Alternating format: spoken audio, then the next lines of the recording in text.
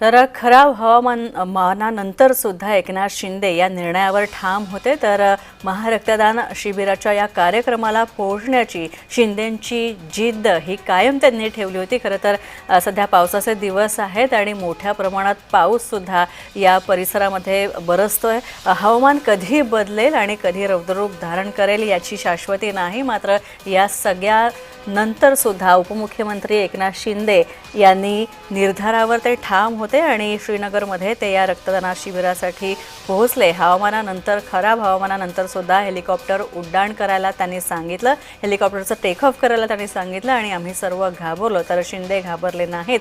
चंद्रहार पाटील यांनी या प्रवासाचा किस्सा सांगितला।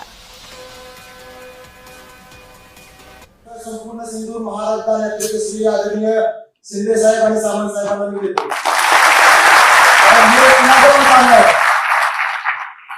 तीन हजार किलोमीटरवर 7-7 तासाचा प्रवास करून 1,500 लोक इथे येणं आणि रक्तदान करणं। साहेब रक्तदान करणं म्हणजे रक्तदान असलेला वाटलं की सकाळी आदल्या दिवशी सांगितलं उद्या सकाळी आम्ही आहे म्हणून 100 जण आहे म्हणून सांगितले तर 3 जण हजर असतात।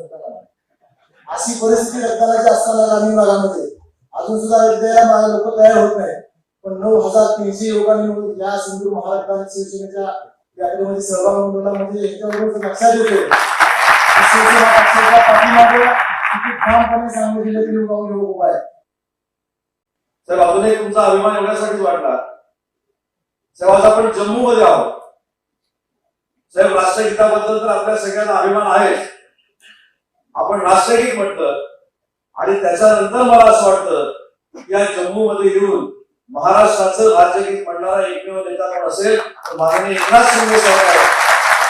आणि जम्मूला देखील महाराष्ट्र काय करू शकतो हे माननीय एकनाथ शिंदे साहेबांनी आज दाखवून दिलं। बरं नुसतं मी येतो उद्घाटन करतो आणि निघून जातो अशातला भाग नाही। स्वतःवर रक्तदान केलं, ज्या ज्या ठिकाणी पैलवान रक्तदानाला गेले होते त्या ठिकाणी जाऊन स्वतः भेटले, त्यांची विचारपूस केली।